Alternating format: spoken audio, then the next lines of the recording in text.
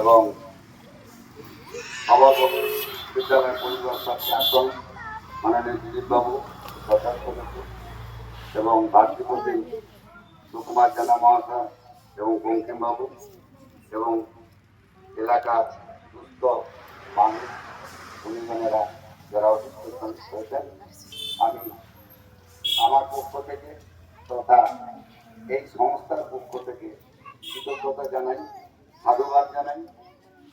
সমাজের সুস্থ অবহেলিত মানুষ এখনো অনেক আছে। ভারতীয় দুর্গ উৎসবের উপলক্ষে এই মহতী অনুষ্ঠান এবং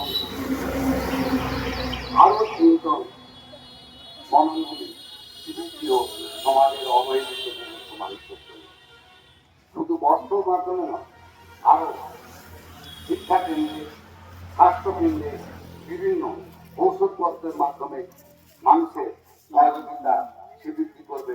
সমাজের সর্বস্তরের মানুষ এগিয়ে আসবে এবং আগামী দিনে আমরা সুন্দর একটি পশ্চিমবাংলা তথা ভারতবর্ষে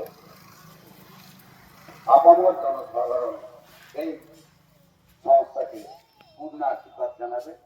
এই কটি কথা বলে সবাইকে আমার অভিনন্দন, শুভেচ্ছা এবং শারীরিক প্রণাম জানিয়ে হাতটা দিলাম একটু।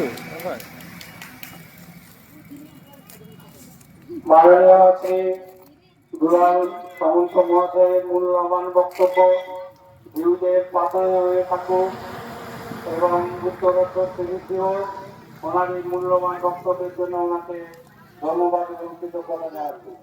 এখন বঙ্কিম বাবু, বঙ্কিম মাঝি কলেরা ওনাকে কিছু বলার জন্য আমরা অনুরোধ করছি।